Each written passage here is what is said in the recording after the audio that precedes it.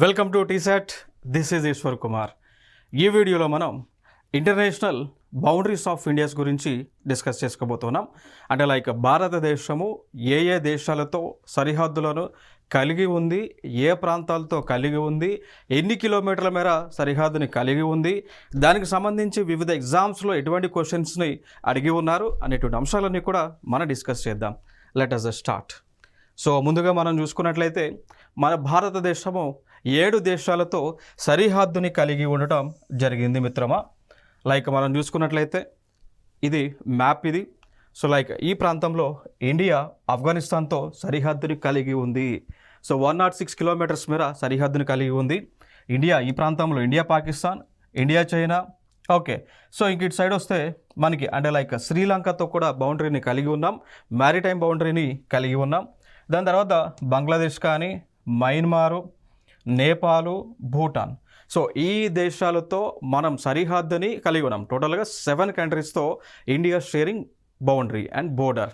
Okay, so ఇవి ఇక్కడ important ఇక్కడ. అయితే ఇప్పుడు ఇండియా పాకిస్తాన్కి మధ్య ఉన్నటువంటి బౌండరీ డిస్కస్ చేద్దాం ఇక్కడ. ఓకేనా. సో లైక్ ఇది మన ఇండియా అనుకుంటే ఇండియాకి వెస్టర్న్ పార్ట్లోనే, సో ఇండియాకి వెస్టర్న్ పార్ట్లో పాకిస్తాన్ దేశం ఉంటుంది. గతంలో పాకిస్తాను, ఇండియా, బంగ్లాదేశ్ ఇవన్నీ కూడా కలిసి అఖండ భారత్గా ఉన్నటువంటి ప్రాంతాలే. సో 1947 స్వతంత్రం వచ్చిన తర్వాత 1947 ఆగస్టు 15న రిలీజియన్ పాయింట్ ఆఫ్ వ్యూలో ఇండియా అదేవిధంగా పాకిస్తాన్ విడిపోవడం జరిగింది. ఈవెన్ అదే టైంలో బంగ్లాదేశ్ కూడా స్ప్లిట్ అయింది. ఓకే, అప్పుడు ఈస్ట్ పాకిస్తాన్ అని పిలిచేవాళ్ళం. సో ఇండియా, పాకిస్తాన్ కలిసే ఉండేవి. రిలీజియన్ పాయింట్ ఆఫ్ వ్యూలో విడిపోయిన తర్వాత వెస్ట్ పాకిస్తాన్, ఇప్పుడున్న ప్రెసిడెంట్ పాకిస్తాన్, అండ్ ఈస్ట్ పాకిస్తాన్గా బైఫర్కేట్ అయింది. సో ఇప్పుడు ఈస్ట్ పాకిస్తాన్ని బంగ్లాదేశ్గా మనం పిలుస్తూ ఉన్నాం. కారణం ఏంటి అంటే 1971లో కంప్లీట్గా ఈ ఈస్ట్ పాకిస్తాన్ అనేటువంటిది వెస్ట్ పాకిస్తాన్ నుంచి విముక్తి పొందింది. సో అవి అక్కడ ఇంపార్టెంట్ ఇన్ఫర్మేషన్. సో ఇప్పుడు చూద్దాం. సో పాకిస్తాన్ గురించి మాట్లాడుకోవాల్సి వస్తే మరి ఎన్ని కిలోమీటర్ల మేర రెండు దేశాలకు బౌండరీ లైన్ ఉంది అంటే 3323 కిలోమీటర్ల మేర ఉంటుంది అండి. ఓకేనా. సో ఈ బౌండరీ లైన్ అనేటువంటిది ఇదే, అంటే ఇండియాకి పాకిస్తాన్కి ఇదే సరిహద్దుగా ఉండాలి అని డిసైడ్ చేయడానికి ఒక కమిషన్ వేశారు. ఎవరి నేతృత్వంలో? సార్ సిరల్ రాడ్క్లిఫ్ నేతృత్వంలో ఒక కమిషన్ వేయడం జరిగింది. ఎప్పుడు బ్రిటిష్ వాళ్ళే వేశారు 1947లో. ఎందుకంటే ఇప్పుడు రెండు దేశాలు విడిపోతూ ఉన్నాయి, సరిహద్దు కావాలి కదా. మరి ఏ ప్రాంతాలు పాకిస్తాన్కి పోతాయి, ఏ ప్రాంతాలు భారతదేశానికి ఉంటాయి అనేటువంటి సరిహద్దు కావాలి కదా. సో అందుకు కమిషన్ వేయగా వాళ్ళు ఫైనల్గా రిపోర్ట్ ఇచ్చారు. ఓకేనా. లైక్ బోర్డర్ కమిటీ వేస్తే రిపోర్ట్ ఇచ్చారు. రిపోర్ట్ ఇచ్చిన తర్వాత ఈ ప్రాంతాలను సో ఇట్లా ఈ విధంగా ఆ లైన్ అనేటువంటిది గీశారండి. క్లియర్ కదా. సో అదే ఇండియాకి భారతదేశానికి ఉన్నటువంటి బౌండరీ లైన్గా మనం చెప్పుకోవచ్చు. దాన్నే ఒక పేరుతో పిలుస్తాం, రాడ్క్లిఫ్ లైన్ అని పిలుస్తాం. Previous year questions. So Radcliffe line అనేటువంటిది ఏ రెండు దేశాల మధ్య సరిహద్దుగా ఉంది? ఇండియా పాకిస్తాన్కి మధ్య సరిహద్దుగా ఉంది. ఇది ఒక ఇంపార్టెంట్ ఇన్ఫర్మేషన్. ఇక దాని తర్వాత మనం చూసుకుంటే ఈ రాడ్క్లిఫ్ లైన్ అనేటువంటిది గీసేటప్పుడు ఆయన కరెక్ట్గా గీయలేదు. ఓకేనా. సో దాన్ని కూడా నేను ఫర్దర్గా డిస్కస్ చేస్తా. ఇప్పుడు ఇదే మనం రాడ్క్లిఫ్ లైన్గా పిలుస్తూ ఉన్నామా. సో ఆయన సరిహద్దు అనేటువంటిది పర్ఫెక్ట్గా గీయలేదు. గీన దానికి కూడా మనకి కొన్ని ఇప్పటికీ కూడా ఆ ఇష్యూస్ అనేటువంటిది వస్తూ ఉంది. ఓకేనా. సో దాని తర్వాత ఇంకొక లైన్ ఉంటుంది, లైన్ ఆఫ్ కంట్రోల్, ఎల్ఓసి అని పిలుస్తూ ఉంటాం. చూడండి ఇక్కడ ఈ ఎల్ఓసి అనేటువంటి లైన్ ఏదైతుందో సో దీన్ని కూడా పర్ఫెక్ట్గా గీయలేదు అన్నట్టు. ఓకేనా. లైక్ ఇప్పుడు ఈ ఎల్ఓసి లైన్ అనేటువంటిది ఇక్కడ దాకా గీసారు. ఆ పాయింట్ని NJ9842 అంటాం. సో లైన్ ఆఫ్ కంట్రోల్ అనేటువంటిది ఇండియాకి భారతదేశానికి ఇంకొక అడిషనల్ బౌండరీగా ఉంటా ఉంది. సో దీన్ని మనం అయితే అఫీషియల్ బౌండరీ లైన్గా మనం అయితే గుర్తించట్లేదు. లైన్ ఆఫ్ కంట్రోల్ని ఇండియాకి పాకిస్తాన్కి అఫీషియల్ బౌండరీగా మనం గుర్తించడం లేదు. మనం ఓన్లీ రాడ్క్లిఫ్ లైన్నే గుర్తిస్తూ ఉన్నాం. బట్ పాకిస్తాన్ వాళ్ళు ఇండియాకి పాకిస్తాన్కి మధ్య బౌండరీ లైన్ని ఎల్ఓసిగా ఉంది అని వాళ్ళు గుర్తిస్తూ ఉన్నారు. ఎందుకంటే ఈ ప్రాంతం అంతా కూడా వాళ్ళకే పోదు కదా. ఇప్పుడు పాకిస్తాన్ వాళ్ళు దీన్ని ఎల్ఓసి అనేటువంటిది బౌండరీకి ఎందుకు గుర్తిస్తూ ఉన్నారు? ఈ పాక్ ఆక్యుపైడ్ కాశ్మీర్ అంతా కూడా వాళ్ళకే పోదు కదా, అందుకోసం గుర్తిస్తూ ఉన్నారు. మనం ఏం చేస్తూ ఉన్నాం? రాడ్క్లిఫ్ లైన్ అనేటువంటిది అఫీషియల్ బౌండరీ లైన్గా మనం గుర్తిస్తూ ఉన్నాం. కారణం ఏంటి? అప్పుడు పాక్ ఆక్యుపైడ్ కాశ్మీర్ అంతా కూడా మందే కదా. ఈవెందో పాక్ ఆక్యుపైడ్ కాశ్మీర్ మంది, బట్ వాళ్ళు వచ్చి అక్రమంగా దాన్ని ఆక్రమించారు కాబట్టి సో అట్లా ఇది డిస్ప్యూటెడ్ ఏరియాగా అయితే ప్రస్తుతానికి ఉంది.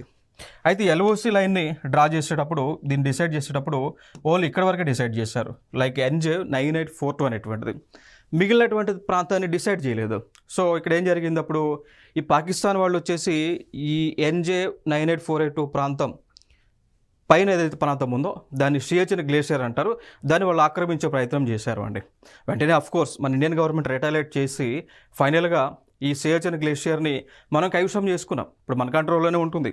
కారణం ఏంటి అంటే ఈ సియాచిన్ గ్లేషియర్ అనేటువంటిది లైక్ ప్రపంచంలోనే అత్యంత ఎత్తైనటువంటి యుద్ధ భూమిగా చెప్పుకోవచ్చు. క్లియర్ కదా. సో వరల్డ్లోనే హైయెస్ట్ బ్యాటిల్ ఫీల్డ్గా దేన్ని పిలుస్తున్నాము, ఈ సియాచిన్ గ్లేషియర్ని పిలుస్తూ ఉంటాం. సో ఇప్పుడు ప్రజెంట్ మన కంట్రోల్లోనే ఉండటం జరిగింది అండి. ఓకేనా. సో లైక్ 1972లో షిమ్లా అగ్రిమెంట్లో కూడా దీని గురించే మాట్లాడారు. సో ఇవి ఇక్కడ ఇంపార్టెంట్గా మనం చెప్పుకోవచ్చు. ఇక దాని తర్వాత ఫర్దర్గా మనం చూసుకుంటే ఇండియాకి పాకిస్తాన్కి మధ్య ఈ బౌండరీకి సంబంధించే యుద్ధాలు కూడా జరిగినాయి. లైక్ ఫర్ ఎగ్జాంపుల్గా తీసుకుంటే 1947లో, సో 1947 ఎప్పుడు 47లో అంటే ఇండియా పాకిస్తాన్ విడిపోయిన తర్వాత ఈ భారతదేశంలో ఉన్నటువంటి వారు లైక్ ఇస్లామిక్ చెందినటువంటి వారు అడిపోతూ ఉన్నారు, అక్కడ ఉన్న హిందువులు ఇడొస్తూ ఉన్నారు. ఈ సమయంలో ఒక చిన్న కొద్దిపాటి వార్ కూడా జరగడం జరిగింది. సో అప్పుడు కూడా ఈ బౌండరీకి సంబంధించి వార్ జరిగింది. దాని తర్వాత 1965లో మళ్ళీ యుద్ధం జరిగింది బౌండరీస్కి సంబంధించి. సో యుద్ధం జరిగిన తర్వాత ఫైనల్గా యుద్ధం అయిపోయిన తర్వాత ఈ తాష్కండ్ ఒప్పందాన్ని చేసుకోవడం జరిగింది. ఓకే, 1965లో బౌండరీకి సంబంధించినటువంటి వారే ఇది కూడా. 1999లో కార్గిల్ ప్లేస్కి సంబంధించి మళ్ళీ యుద్ధం జరిగింది ఇండియా పాకిస్తాన్కి మధ్య. ఇది యాక్చువల్గా మనకి ఈ ఈ ఎల్ఓసి లైన్ అనేటువంటిది ఏదైతే మనం పిలుస్తూ ఉన్నామో, ఇప్పుడు ఎల్ఓసి లైన్ అనేటువంటిది ఏదైతే పిలుస్తూ ఉన్నామో దీనికి ఇటుపక్క కార్గిల్ ఒక జిల్లా ఉంటుందండి. కార్గిల్ అనేటువంటి ఒక జిల్లా ఉంటుంది. సో పాకిస్తాన్ వాళ్ళు ఏం చేశారు, ఎల్ఓసి లైన్ దాటి భారతదేశ భూభాగంలోకి ఎంటర్ అయ్యి కార్గిల్ అనేటువంటి ఒక జిల్లాని వాళ్ళు స్వాధీనపరచుకునేటువంటి కార్యక్రమం చేశారు. వెంటనే ఇండియన్ గవర్నమెంట్ రిటాలియేట్ చేసి తిరిగి యుద్ధం చేసి ఫైనల్గా ఈ కార్గిల్లో ఉన్నటువంటి పాకిస్తాన్ సైన్యాన్ని వెలగొట్టేశారు, తరిమి కొట్టేశారు వెనక్కి. ఓకేనా. సో అప్పటి నుంచి మళ్ళీ కార్గిల్ మనమే స్వాధీనం చేసుకున్నాం. అది 1999లో జరిగింది. అదొక యుద్ధంగా మనం చెప్పుకోవచ్చు in between India and Pakistan. So ఇండియాకి పాకిస్తాన్కి మధ్య చెప్పుకోవచ్చు. దాని తర్వాత ఎల్ఓసి అంటే తెలుసు.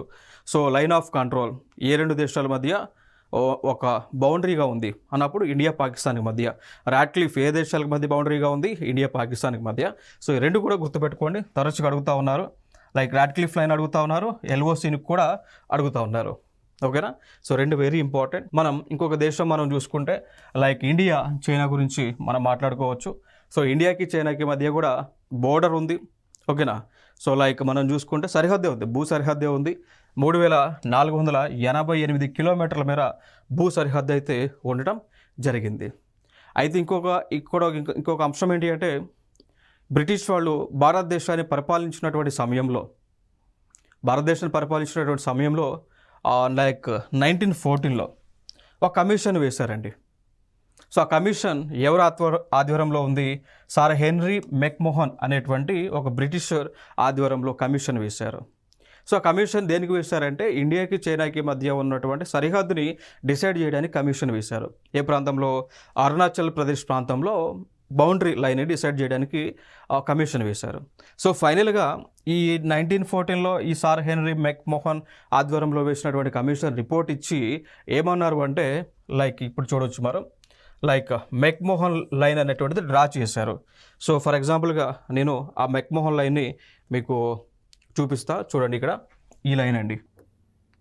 సార్ హెన్రీ మెక్మోహన్ సంబంధించి కమిషన్ వేస్తే వాళ్ళు రిపోర్ట్ ఇచ్చి ఫైనల్గా వాళ్ళు ఏం చేశారు అంటే ఇండియాకి చైనాకి ఈ అరుణాచల్ ప్రదేశ్ ప్రాంతంలో సరిహద్దుగా ఉన్నటువంటి రేఖ డ్రా చేసి దాన్నే మెక్మోహన్ లైన్గా పిలిచారు అండి. ఓకేనా. సో ఫైనల్గా మెక్మోహన్ లైన్ అనేటువంటిది ఇండియాకి చైనాకి మధ్య ఉన్నటువంటి బౌండరీ లైన్ బ్రిటిష్ వాళ్ళు డిసైడ్ చేశారు. ఆ టైంలో చైనా వాళ్ళు కూడా ఒప్పుకున్న తర్వాత మళ్ళీ స్వతంత్రం వచ్చిన తర్వాత దాంతోపాటు ఇండియాకి చైనాకి యుద్ధాలు జరిగిన తర్వాత మళ్ళీ వాళ్ళు ఏమంటున్నారు అంటే ఈ మెక్మోహన్ లైన్ అనేటువంటిది మేము బౌండరీగా ఒప్పుకోవడం లేదు అని మళ్ళీ వాళ్ళు చెప్తా ఉన్నారు. కారణం ఏంటి అంటే వాళ్ళు ఏమంటున్నారు, ఇప్పుడు ఇక్కడ చూస్తే ఇక్కడ ఏ రాష్ట్రం ఉంది, అరుణాచల్ ప్రదేశ్ కదా ఇదంతా కూడా. సో వాళ్ళు ఏమంటున్నారు, అరుణాచల్ ప్రదేశ్ అనేటువంటిది భారతదేశానికి చెందినటువంటి భూమి కాదు, రాష్ట్రము కాదు, ఇది మాకే చెందిందని చైనా వాళ్ళు చెప్తా ఉన్నారు. ఇంకోటి ఏమంటున్నారు, Arunachal Pradesh is a is south Tibet అంట. ఓకేనా. సో టిబెట్ అనేటువంటి ప్రాంతం చైనా వాళ్ళ కంట్రోల్లోనే ఉంది కదా. అట్లా ఈ అరుణాచల్ ప్రదేశ్ కూడా టిబెట్కి చెందిందే, దక్షిణ టిబెట్ కాబట్టి మాదే అని వాళ్ళు అంటా ఉన్నారు.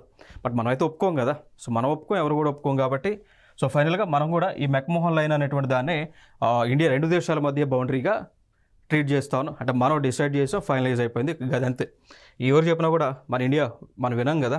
Okay right. సో అరుణాచల్ ప్రదేశ్ని దక్షిణ టిబెట్గా పిలుస్తూ ఉన్నారు చైనా వాళ్ళు. బట్ మనం దానికి యాక్సెప్ట్ అనేటువంటిది ఇవ్వటం లేదు. Next line of actual control అంటాం. చూడండి ఈ లైనే మనం చెప్తూ ఉంటాం. చూడండి ఇది. సో ఈ ప్రాంతం ఇదంతా కూడా లైన్ ఆఫ్ యాక్చువల్ కంట్రోల్. పాకిస్తాన్కి ఇండియాకి మధ్య ఉన్నదేమో ఎల్ఓసి లైన్ ఆఫ్ కంట్రోల్, ఇండియాకి చైనాకి మధ్య ఉన్నదేమో ఎల్ఏసి, రెండింటి మధ్య డిఫరెన్స్. సో నెక్స్ట్ ఈ ఎల్ఏసి అనేటువంటి లైన్ ఎట్లా వచ్చింది అంటే, ఈ చైనా వాళ్ళు ఏం చేశారంటే యుద్ధం జరిగినప్పుడు లైక్ 1962లో ఇండియాకి చైనాకి యుద్ధం జరిగిందా. సో వాళ్ళు యుద్ధం జరిగినప్పుడు వాళ్ళు ఏం చేశారంటే ఇండియాలోకి ఎంటర్ అయ్యారు. సో ఇండియాలోకి ఎంటర్ అయ్యి లైక్ ఈ అక్షయ్ చీన్ అనేటువంటి లేయర్ ఈ పార్ట్ ఏదైతే ఉందో దాన్ని వాళ్ళు స్వాధీనపరచుకున్నారు, కబ్జా చేశారు అన్నట్టు. ఈ ప్రాంతాన్ని వాళ్ళు కబ్జా చేశారు. దాని తర్వాత అఫ్కోర్స్ మళ్ళీ లైక్ అరుణాచల్ ప్రదేశ్ ప్రాంతాన్ని, లదాఖ్ ప్రాంతాన్ని కూడా వాళ్ళు కబ్జా చేశారు. ఈ లదాఖ్ ప్రాంతమైన అరుణాచల్ ప్రదేశ్ అయినా కబ్జా చేశారు. కబ్జా చేస్తే మనం వాళ్ళు ఇప్పుడు ఇక్కడ మాత్రము వాళ్ళు అట్లనే ఉన్నారు. ఇప్పుడు ఈ ప్రాంతాన్ని అరుణాచల్ ప్రదేశ్ని క్యాప్చర్ చేస్తే అరుణాచల్ ప్రదేశ్లో ఉన్నటువంటి చైనా వాళ్ళ ఆర్మీని మనం తరిమి కొట్టేసాం వెనక్కి. బట్ ఇక్కడ మాత్రం వాళ్ళు అక్కడే ఉన్నారు ఇక. సో అందుకోసం దీన్ని ఇప్పుడు ప్రజెంట్ ఇదైతే ఈ అక్షయ్ చీన్ అనేటువంటిది చైనా కంట్రోల్లోనే ఉంది. సో ఫైనల్గా మన భారతదేశం యొక్క ఎజెండా ఏంటి, ఫ్యూచర్లో ఏంటి అంటే ఈ పాక్ ఆక్యుపైడ్ కాశ్మీర్ ఏదైతే పాకిస్తాన్ వాళ్ళు ఆక్రమించారో దాన్ని మనం స్వాధీనపరచుకోవాలి. దాంతోపాటు ఏదైతే చైనా వాళ్ళు ఆక్రమించారో దాన్ని ఇప్పుడు అక్షయ్ చీన్గా పిలుస్తూ ఉన్నామో దాన్ని కూడా మనం స్వాధీనపరచుకొని భారతదేశం మొత్తాన్ని కూడా like complete Jammu and Kashmir అనేటువంటిది మన భారత భూభాగం అని డిక్లేర్ చేయాలనేటువంటి ఆలోచన ఫ్యూచర్లో ప్రభుత్వం చేస్తూ ఉంది. దానికి సంబంధించి కూడా అడుగులు వేస్తూ ఉంది. ఆ కోవలోనే మనం లైక్ మిషనరీ లైక్ వెపన్స్ని కొనుగోలు చేస్తూ ఉన్నాం. కొత్త అడ్వాన్స్డ్ లైక్ మిజైల్స్ని డెవలప్ చేస్తూ ఉన్నాం. లైక్ బ్రహ్మోస్ అయినా కానీ, అగ్ని అయినా కానీ, పృథ్వీ అయినా కానీ, అస్త్ర, నాగాస్త్ర, సో ఇట్లాంటి మిసైల్స్ని మనం తయారు చేస్తూ ఉన్నాం, కొనుగోలు చేస్తూ ఉన్నాం. కొన్ని లైక్ రాఫెల్ అని కానీ, సుఖాయ్ కానీ, రాఫెల్ కానీ, దాంతోపాటు లైక్ డ్రోన్స్ MQ-9B అనేటువంటి డ్రోన్స్ కానీ, దాని తర్వాత లైక్ మనకి హెవీ ఏరోప్లైన్స్ C-295 అనేటువంటి ఏరోప్లైన్స్ మనమే తయారు చేస్తూ ఉన్నాం. కారణం ఏంటి అంటే దానికి లైక్ కంప్లీట్గా ఇప్పుడు ఏదైతే ప్రాంతం ఏదైతే ఉందో దాన్ని మొత్తాన్ని కూడా మనం స్వాధీనపరచుకొని ఇండియా ఫైనల్ కంప్లీట్ ఇండియాగా డిక్లేర్ చేసేటువంటి ఆలోచనలో ఉన్నారు అని మనకి లైక్ వివిధ న్యూస్ పేపర్స్లో వస్తున్నటువంటి ఇన్ఫర్మేషన్. Okay next.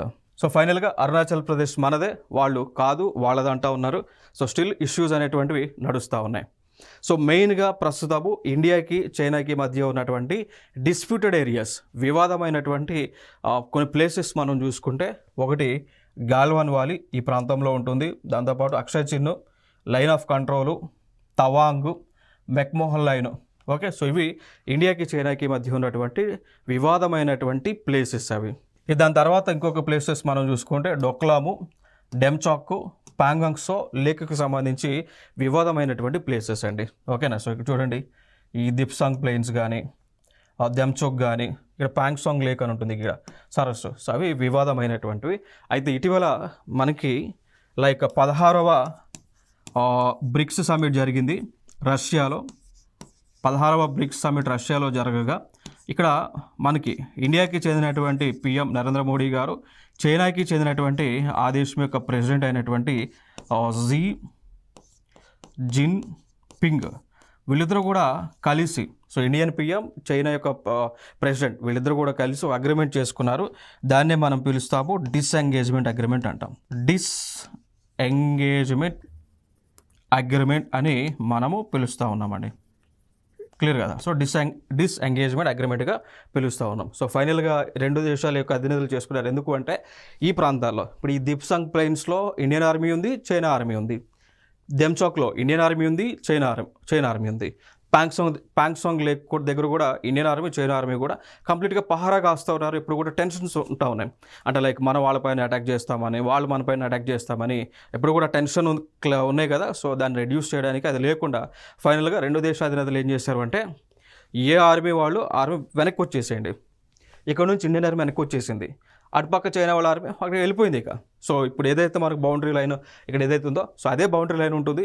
ఎవరు కూడా మనోళ్ళు వచ్చి వాళ్ళపైన అటాక్ చేయొద్దు, వాళ్ళు వచ్చి మనపైన అటాక్ చేయొద్దు అని వీళ్ళిద్దరూ కూడా డిసెంగేజ్మెంట్ అగ్రిమెంట్ చేసుకోవడం జరిగింది ఈ నెలలోనే, అక్టోబర్లోనే. అంటే లైక్ ఈ బ్రిక్స్ సమ్మిట్ జరిగినప్పుడే వాళ్ళు అగ్రిమెంట్ చేసుకున్నారు. సో అక్టోబర్లోనే 2024లోనే అగ్రిమెంట్ చేసుకున్నారు. దాన్ని డిసెంగేజ్మెంట్ అగ్రిమెంట్గా పిలుస్తూ ఉంటాం.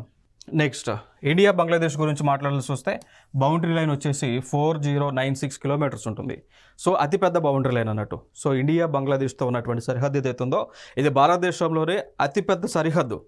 విదేశాలతో భారతదేశం పంచుకున్నటువంటిది భూ సరిహద్దు ఇది 4096. మరి ఇక్కడ లైక్ ఈ బంగ్లాదేశ్తో ఉన్నటువంటి రాష్ట్రాలు చూసుకుంటే లైక్ ఇక్కడ వెస్ట్ బెంగాల్ కనిపిస్తూ ఉంది, ఇటు నుంచి అస్సాం ఉంది, త్రిపుర ఉంది అండ్ మిజోరాం ఉందండి. ఓకే, మేఘాలయ కూడా. సో ఈ ప్రాంతంలో మేఘాలయ కూడా, వెస్ట్ బెంగాలు, అస్సాము, మేఘాలయ, త్రిపుర, మిజోరాం. సో ఈ రాష్ట్రాలు ఏం చేస్తూ ఉన్నాయి, బంగ్లాదేశ్తో భూ సరిహద్దును పంచుకుంటూ ఉన్నాయి. క్లియర్ కదా. నెక్స్ట్ ఇది ఇండియాకి బంగ్లాదేశ్కి మధ్య ఆ భూ సరిహద్దుని డిసైడ్ చేసింది కూడా ఆయనే, సార్ సిరిల్ రాడ్క్లిఫ్ డిసైడ్ చేయడం జరిగింది అండి. ఓకేనా. సో 1947లోనే అదే టైంలో డిసైడ్ చేశారు. ఎందుకంటే ఇప్పుడు బంగ్లాదేశ్ అయినా పాకిస్తాన్ అయినా ఎప్పుడు విడిపోయినాయి భారతదేశం నుంచి? 1947 ఆగస్టు 15న విడిపోయింది కదా. విడిపోయి ఒక సైడ్ వెస్ట్ పాకిస్తాన్, ఒకటి ఈస్ట్ పాకిస్తాన్గా ఉంది. సో ఆ బౌండరీ లైన్ కూడా డిసైడ్ చేసిందే ఈయన, సార్ సిరిల్ రాడ్క్లిఫ్ డిసైడ్ చేశారు. ఓకేనా. సో రాడ్క్లిఫ్ లైన్ అని పిలుస్తూ ఉంటారు ఇండియాకి బంగ్లాదేశ్కి మధ్య ఉన్న బౌండరీ లైన్ని. ఓకేనా. సో దాని తర్వాత ఇక ఫైనల్గా ఇప్పుడు ఈస్ట్ పాకిస్తాను ఏం చేసింది, వెస్ట్ పాకిస్తాన్ యొక్క డామినేషన్ మాకు అవసరం లేదు, మాకు మేము స్వతహాగా మా ప్రాంతాన్ని మేము పరిపాలించుకుంటామని చెప్పేసి ఈస్ట్ పాకిస్తాన్ వాళ్ళు వెస్ట్ పాకిస్తాన్ పైన యుద్ధం చేశారు. సో యుద్ధం చేసేటప్పుడు మన ఇండియన్ గవర్నమెంట్ కూడా ఈస్ట్ పాకిస్తాన్కి సపోర్ట్ చేసింది, ఇందిరాగాంధీ గారు పిఎంగా ఉన్నటువంటి సమయంలో. సో ఫైనల్గా సపోర్ట్ చేసిన తర్వాత యుద్ధంలో గెలిచాం. అండ్ ఇండియా సపోర్ట్ చేసిన ఈస్ట్ పాకిస్తాన్ గెలిచింది. గెలిచిన తర్వాత ఈస్ట్ పాకిస్తాన్ అనేటువంటిది ఒక సపరేట్ దేశంగా డిక్లేర్ చేయడం జరిగింది. సో ఆ ఈస్ట్ పాకిస్తాన్నే మనం ఏమని పిలుస్తూ ఉన్నాం, బంగ్లాదేశ్ అని పిలుస్తూ ఉన్నామండి. ఓకేనా. So now east Pakistan is called as Bangladesh which is recognized as one of the country according to United Nation Organizations. Okay. So ఇది ఇక్కడ ఇంపార్టెంట్ అంశం. అయితే ఇక్కడ మనకి ఇండియాకి బంగ్లాదేశ్కి మధ్య కొన్ని బౌండరీ డిస్ప్యూట్స్ ఉండేయండి. ఓకేనా. సో కొన్ని సరిహద్దులకు సంబంధించి డిస్ప్యూట్స్ ఉండగా దానిని మనం ఒక ఫ్రెండ్లీ నేషన్, మన పక్క దేశమే కదా అని చెప్పేసి ఫ్రెండ్లీగా రెండు దేశాల మధ్య ఉన్నటువంటి మనం ఏం చేస్తాం, డిస్ప్యూట్ సెటిల్మెంట్ చేసుకున్నాం. ల్యాండ్ సంబంధించినటువంటి డిస్ప్యూట్స్ ఏవైతున్నాయో అవి సెటిల్మెంట్ మనం చేసుకున్నాం. ఈవెన్ దానికి సంబంధించి కూడా మనము ఒక అగ్రిమెంట్ కూడా చేసుకున్నాం, ల్యాండ్ బౌండరీ అగ్రిమెంట్ అంటాం, LBA అంటాం. సో ఇండియాకి బంగ్లాదేశ్ మధ్య మనం చేసుకోవడం జరిగింది అండి. ఓకేనా. సో ఈ కోవలోనే లైక్ ఏవైతే మన భారతదేశం మనవి అని చెప్పేసి మనం క్లెయిమ్ చేస్తూ ఉన్నామో అవి భారతదేశం తీసుకుంది, ఏవైతే బంగ్లాదేశ్ వాళ్ళ ప్రాంతాలను క్లెయిమ్ చేస్తూ ఉన్నారో అవి వాళ్ళు తీసుకోవడం జరిగింది. సో అట్లా ప్రజెంట్ అయితే రెండు ప్రాంతాల మధ్య ఆ పీస్ఫుల్నెస్ అనేటువంటిది స్టిల్ ఇప్పటికీ కూడా కంటిన్యూ అవుతూ ఉంది అండి. ఓకేనా. సో ఇది ఒక ఇంపార్టెంట్ అంశంగా మనం గుర్తుపెట్టుకోవచ్చు. నెక్స్ట్ అంశం చూసుకుంటే లైక్ ఎన్ని ప్లేసెస్ మనం ఎక్స్చేంజ్ చేసుకున్నాం చూడండి. ఇక్కడ లైక్ 162 ప్లేసెస్కి సంబంధించి డిస్ప్యూట్స్ అయితే ఉన్నాయి. So like 11 places, so 111 places ఏమో ఇండియాకి చెందినవి. దాని తర్వాత మిగిలినటువంటి లైక్ మనం చూసుకుంటే 51 అనుకోండి. ఓకేనా. సో 51 ఏమో లైక్ బంగ్లాదేశ్ చెందినవి. సో 111 ఏమో ఇండియాకి చెందింది అండ్ 51 ఏమో బంగ్లాదేశ్కి చెందింది. క్లియర్ కదా. సో ఈ రెండిట్లు కూడా మనం ఏం చేసుకున్నాం, వాళ్ళే మనీ వాళ్ళకి ఇచ్చేసి, అంటే ఎవరికి ప్లేసెస్ వాళ్ళు ఎవరైతే క్లెయిమ్ చేస్తున్నారో ఆ ప్లేసెస్ ఇచ్చేసుకొని ఎవరికి వాళ్ళు సెటిల్మెంట్ చేసుకొని మంచిగా ఇప్పుడు కంటిన్యూ అవుతూ ఉన్నామండి బోర్డర్కి సంబంధించి. నెక్స్ట్ ఇంకొక బోర్డర్ వచ్చేసి నేపాల్తో. సో నేపాల్ మనం చూసుకుంటే నేపాల్తో 1751 కిలోమీటర్స్ మేర బౌండరీ లెంత్ అయితే మనకు ఉంది నేపాల్ దేశంతో. ఓకేనా. So even national like Nepal దేశంతో మనకు ఓపెన్ బౌండరీ ఉంటుంది. ఓకేనా. లైక్ నేపాల్ చెందినటువంటి వారు ఇండియాలోకి రావచ్చు, ఇండియన్స్ నేపాల్లోకి వెళ్ళవచ్చు. సో దానికోసం పెద్ద వీసాలు, పాస్పోర్ట్స్ ఏం అవసరం లేదు. నేపాల్ వాళ్ళు ఇండియాలోకి రావాలన్నా, ఇండియా వాళ్ళు నేపాల్కి పోవాలన్నా ఏదో ఒక identity proof like Aadhaar card, voter card, ration card, ఏదో ఒక ఐడెంటిటీ ప్రూఫ్ ఉంటే వాళ్ళు ఇటు రావచ్చు, మనం అటు పోవచ్చు అండి. ఓకేనా. సో రెండు దేశాల మధ్య కూడా ఓపెన్ బార్డర్ అయితే ఉంది, ఎటువంటి రిస్ట్రిక్టెడ్ బార్డర్ అయితే లేదు. సో కంప్లీట్గా మనకి ఓపెన్ బార్డర్ ఉంది. సో చూడవచ్చు ఇక్కడ నేపాల్ ఇక్కడ ఉందా, ఇక్కడ ఉత్తరాఖండ్ ఉందా, యూపీ ఉందా, బీహార్ ఉందా, సిక్కిం ఉందా. సో ఆ రాష్ట్రాలతో మనం బౌండరీని షేర్ చేసుకుంటూ ఉన్నాం. దాంతోపాటు లైక్ కొన్ని నదులను, ఇప్పుడు గాండక్ అయినా, కోసి అయినా, మహాకాళి అయినా, ఇవి భారతదేశంలో ప్రవహిస్తూ ఉన్నాయి, నేపాల్ ప్రాంతాల్లో కూడా ప్రవహిస్తూ ఉన్నాయండి. ఓకేనా. సో ఇవి కామన్ రివర్స్గా ఇండియాకి నేపాల్కి మధ్య ఉన్నటువంటి రివర్స్గా మనం చెప్పుకోవచ్చు. బట్ అయితే ఇక్కడ ఇటీవల కొన్ని మనకి పరిణామాలు జరుగుతూ ఉన్నాయి. నేపాల్ వాళ్ళు ఏమంటున్నారంటే కొన్ని ప్లేసెస్ మావే అని చెప్పేసి వాళ్ళు క్లెయిమ్ చేస్తూ ఉన్నారు. ఇప్పుడు ఫర్ ఎగ్జాంపుల్గా తీసుకుంటే ఇక్కడ కాలాపాని అనే ఒక నది ఉంటుంది, కాలాపాని నది. వాళ్ళు ఏమంటున్నారు, కాలాపాని నది కంప్లీట్గా మాదే అని చెప్పేసి నేపాల్ వాళ్ళు క్లెయిమ్ చేస్తూ ఉన్నారు. దాంతోపాటు లిపు లేక్ పాస్ ఉంటుంది ఇక్కడ. సో ఇది ఒక మార్గం, ఇది దాన్నే లిపు లేక్ పాస్ అంటాం. వాళ్ళు ఏమంటున్నారు, అది కూడా మాదే అంటున్నారు. ఇంకొక ప్లేస్ వచ్చి లింఫియాతురా. సో లింఫియాతురా అనేటువంటి ఒక ప్లేస్, సో అది కూడా మాదే అని చెప్పేసి వాళ్ళు క్లెయిమ్ చేస్తూ ఉంటే మనం ఏమంటున్నాం, మనం కూడా మందం క్లెయిమ్ చేస్తాం. ఎందుకంటే ఈ కాలాపాని నది అనేటువంటిది మన యొక్క రామాయణ మహాభారతాలు ఉన్నాయి కదా. సో రామాయణంలో ఈ కాలాపాని నది అనేటువంటిది భారతదేశంలో ఉన్నటువంటి రామాయణంలో రాసి ఉన్నారు. సో అప్పుడు ఈ కాలాపాని నది కూడా భారతదేశానికి చెందింది అని కూడా మనం ఏం చేస్తూ ఉన్నాం, చెప్తా ఉన్నాం. ఆల్రెడీ మా రామాయణంలో కాలాపాని నది అనేటువంటిది భారతదేశం చెందింది, భారతీయులు రాముడు వీళ్ళందరూ కూడా అక్కడ పర్యటించారు అని ఉంది, కాబట్టి మాదే అని మనం కోట్ చేస్తూ ఉన్నాం. నేపాల్ వాళ్ళు మాత్రం అది మాదే అని చెప్పేసి వాళ్ళు చెప్తా ఉన్నారు. సో డిస్ప్యూట్స్ స్టిల్ కంటిన్యూ అయితే ఉన్నాయి కానీ, బట్ చైనా ఇండియాకి, ఇండియా పాకిస్తాన్కి మధ్య ఏ విధంగా అంత పెద్ద డిస్ప్యూట్స్ ఉన్నాయో అంత పెద్దగా అయితే ఇండియాకి నేపాల్కి మధ్య లేవు అండి. ఓకే. సో ఇది ఒక ఇంపార్టెంట్ అంశంగా మనం చెప్పుకోవచ్చు. నెక్స్ట్ చూసుకుంటే ఇండియా అండ్ భూటాన్ అండి. సో ఇండియా, భూటాన్, సో రెండు దేశాల మధ్య కూడా మనకి సరిహద్దులు ఉన్నాయి. ఇది కూడా ఓపెన్ బోర్డర్గా మనం చెప్పుకోవచ్చు. సో దాంతోపాటు రాష్ట్రాలు చూసుకుంటే లైక్ సిక్కిము, వెస్ట్ బెంగాలు, మేఘాలయ, అస్సాం, అరుణాచల్ ప్రదేశ్. ఓకేనా.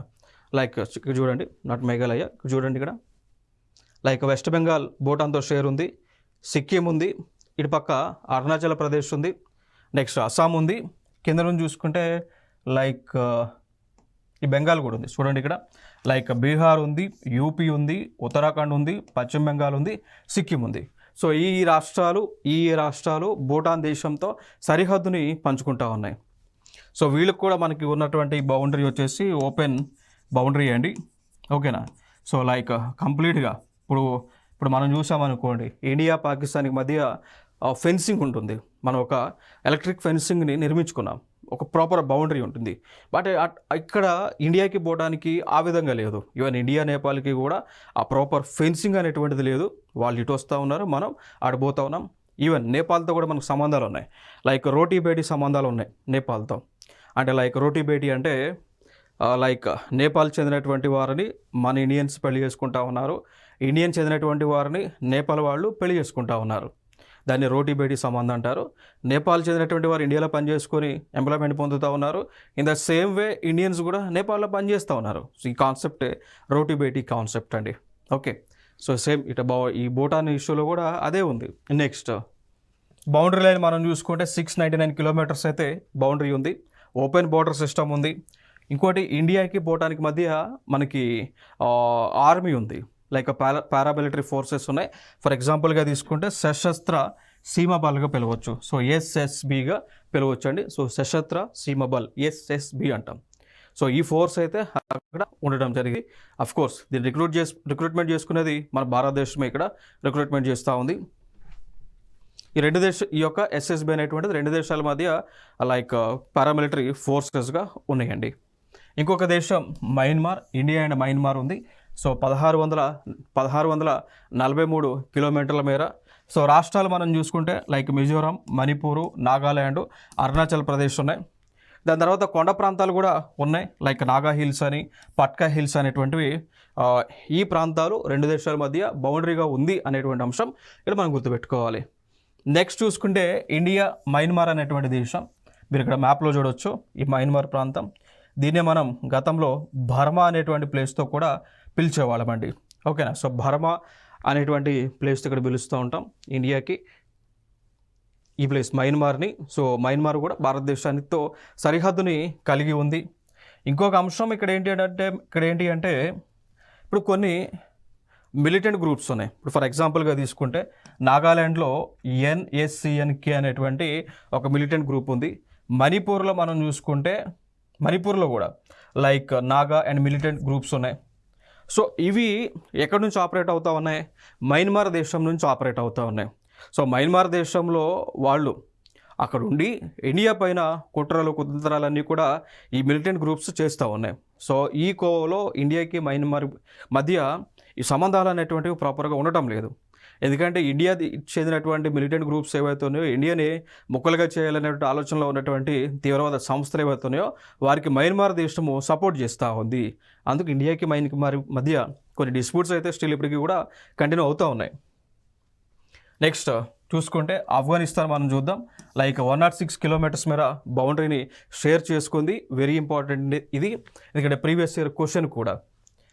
లైక్ ఈ ప్రాంతం చూసామా, ఈ ప్రాంతం అంతా కూడా ఇండియాకి ఆఫ్ఘనిస్తాన్కి మధ్య ఉన్నటువంటి బౌండరీ జస్ట్ లైక్ 106 కిలోమీటర్స్ మేర ఉంటుంది అండి. దాన్ని వాఖాన్ కారిడార్ అని పిలుస్తారు. చూడండి, ఈ ప్లేస్ వాఖాన్ కారిడార్ అంటాం. ఇది ఇండియాకి అండ్ ఆఫ్ఘనిస్తాన్కి ఉన్న బౌండరీ ఏరియా. ఇది 106 కిలోమీటర్స్. సో ఫైనల్గా ఏ రాష్ట్రాలు భారతదేశం మిగిలినటువంటి దేశాలతో సరిహద్దును పంచుకుంటూ ఉన్నాయి? లైక్ ఆఫ్ఘనిస్తాన్తో జమ్మూ అండ్ కాశ్మీర్, పాకిస్తాన్ ఆక్యుపైడ్ కాశ్మీర్ ఏరియాలో సరిహద్దు పంచుకుంటూ ఉంది. చైనాకు సంబంధించి జమ్మూ కాశ్మీరు, హిమాచల్ ప్రదేశ్, ఉత్తరాఖండ్, సిక్కిం, అరుణాచల్ ప్రదేశ్. బంగ్లాదేశ్తో వెస్ట్ బెంగాల్, మిజోరాం, మేఘాలయ, త్రిపుర అండ్ అస్సాం. భూటాన్తో వెస్ట్ బెంగాల్, సిక్కిం, అరుణాచల్ ప్రదేశ్ అండ్ అస్సాం. మయన్మార్తో అరుణాచల్ ప్రదేశ్, నాగాల్యాండ్, మణిపూర్ అండ్ మిజోరాం. నేపాల్తో Bihar, Uttarakhand, UP, Sikkim and west Bengal. పాకిస్తాన్తో Jammu and Kashmir, Punjab, Rajasthan and Gujarat. So ఈ ప్రాంతాలు ఈ దేశాలతో సరిహద్దుని పొందుతూ ఉన్నాయి. సో దీనికి సంబంధించి ఒక ప్రీవియస్ ఇయర్ క్వశ్చన్ కూడా మనం చూద్దామండి. లైక్ ఆఫ్ఘనిస్తాన్తో భారత్ డాష్ భూ సరిహద్దును పంచుకుంటుంది అనేటువంటిది ఇక్కడ మనకి క్వశ్చన్ని అడగడం జరిగింది. లైక్ ఇచ్చిన ఆప్షన్స్లో 1 306, 2 106, 3 506, 4 706 కిలోమీటర్స్ ఆల్రెడీ మనం డిస్కస్ చేసుకున్నాం. మరి క్వశ్చన్కి ఆన్సర్ 106 అండి. సో ఫైనల్గా ఆఫ్ఘనిస్తాన్కి భారత్కి మధ్య ఉన్నటువంటి భూ సరిహద్దు యొక్క డిస్టెన్స్ 106 కిలోమీటర్స్ మేర పంచుకుంటూ ఉంది వాగన్ కారిడార్ దగ్గర. ఇంకొక మనకి లైక్ ఇంటర్నేషనల్ బౌండరీస్ దానిలోనే లైక్ ఈ బౌండరీ లైన్స్ ఏవైతే ఉన్నాయో వాటి కొన్ని పేర్లు ఉన్నాయి. ఫర్ ఎగ్జాంపుల్గా తీసుకుంటే దురంద్ లైన్ అంటాం. అది పాకిస్తాన్కి ఆఫ్ఘనిస్తాన్కి మధ్య ఉన్న బౌండరీ లైన్. మెక్మోహన్ లైన్ ఏమో ఇండియాకి చైనాకి మధ్య. మ్యాగినాట్ లైన్ ఏమో ఫ్రాన్స్కి జర్మనీకి మధ్య.